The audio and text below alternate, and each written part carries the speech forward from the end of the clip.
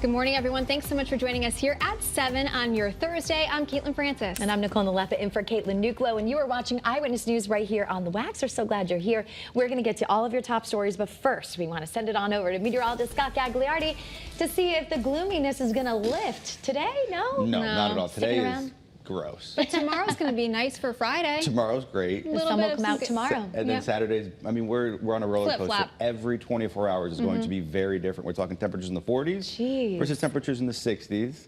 Today, it's not looking good. This is what we're getting all day. There's a mist, drizzle, that fog out there. It's showery at times, but temperatures, they'll be climbing into the 60s later today. New Haven, looking across the greens, 47 degrees.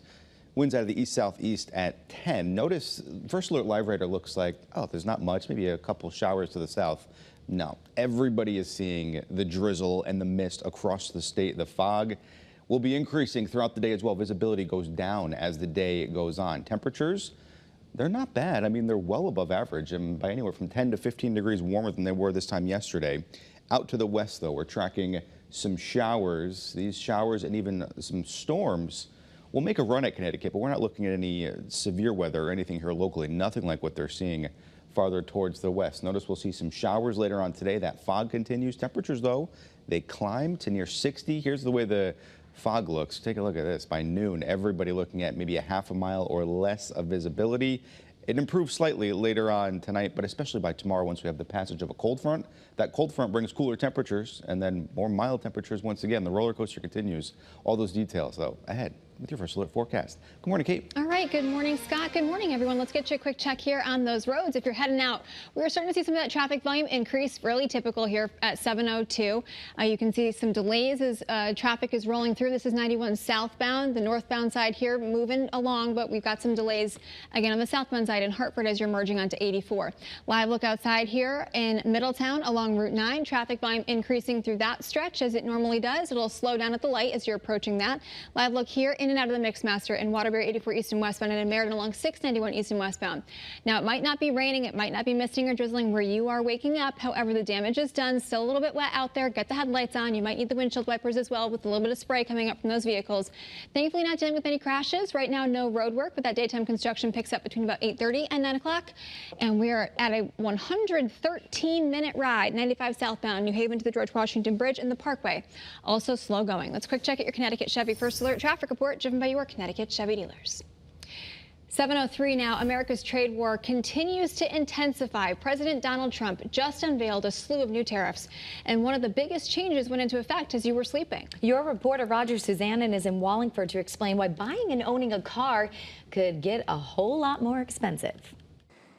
At exactly 12:01 this morning, while most of us were fast asleep, a huge new automotive tariff went into effect. It's certainly going to impact many people in the U.S., particularly places like here on North Colony Road in Wallingford, where businesses sell new cars. So going forward, the U.S. government will slap a huge 25% tariff on every vehicle that is shipped here to the U.S. That move will immediately raise the cost of tens of millions of cars, and experts warn manufacturers will likely pass those increases right on to customers directly.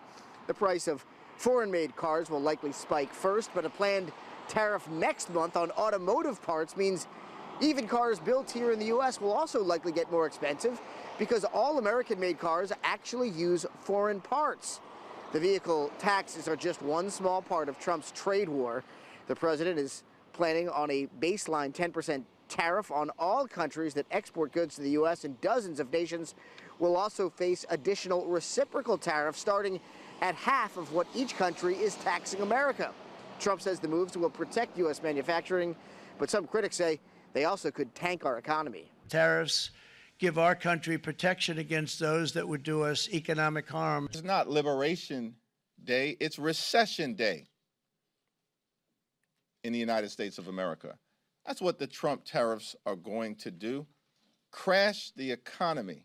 And rising car prices could just be the tip of the iceberg. Many other products will get much more expensive, according to some experts. We're going to break it down for you more on the WFSB News app, where we've posted a lot more expert analysis of this developing situation. Reporting in Wallingford this morning, I'm your reporter, Roger Susannon, Channel 3 Eyewitness News. All right, thanks, Roger. And overnight, leaders across the world have been reacting to President Trump's tariffs, some even promising to retaliate. Canada's Prime Minister vows to launch counter tariffs. He'll be speaking with leaders of Canadian provinces today before announcing that measure. The president of the European Union says they will also launch counter tariffs if a trade deal cannot be reached. Meanwhile, Japan's Prime Minister spoke out against the tariffs, saying they will impact the two countries' relationship. And Britain's Prime Minister still hopes to get tariffs lifted through a trade deal. Several Senate Republicans are joining Democrats in trying to act against these tariffs. The Senate approved a measure to block tariffs on Canada, with 4 Republicans voting with all Democrats. The measure passed 51 to 48, but it's unlikely to be taken up in the House. And this resolution would end the national emergency President Trump is using to impose these tariffs. So we want to hear from you about this issue. A lot of people waking up talking about this morning. Do you support the president's tariff plan? You can see here our unofficial, our unscientific poll. You can see 71% of you say no, while 29% of you say you do support this. You can cast your ballot and your vote. Make your voice heard on the WFSB app or WFSB.com/vote-now. Now to another top story this morning. The Summers community is pretty shaken up this morning after a former high school assistant coach was arrested, accused of sexually assaulting one of his athletes. So that man from Springfield, Massachusetts, first appeared in court yesterday. Your reporter Marcy Jones has the reaction from students in Summers. Good morning. Well, parents, teachers, students, everybody understandably very upset and disturbed over these allegations. Lots of them say they want to get to the very bottom of this, some even fearing that there could be more than one victim. 27-year-old Justin Perez was arrested and faces several charges, including sexual assault, risk of injury, and enticing a minor. According to the arrest warrant, Perez made numerous sexual advances toward a 15-year-old female student during the 2023 to 2024 school year.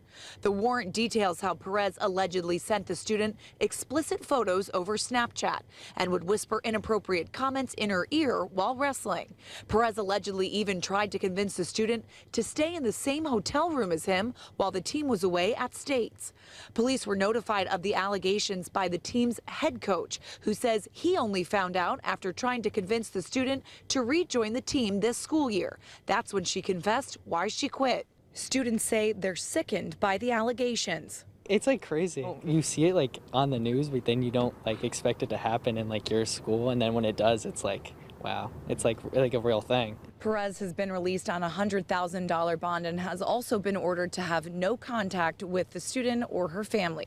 Your reporter in Summers, Marcy Jones, Channel 3 Eyewitness News. It's 7:08 now to New Haven, where a man is facing charges this morning after trying to set the police department on fire. Police say they saw Jose Delgado, you see him here on your screen, pouring lighter fluid on the front door of the building on Union Avenue yesterday. When police approached him, they say he pulled out a lighter and tried to start a fire while saying, quote, burn it down. Thankfully, though, no one was hurt. Delgado is charged with attempted arson.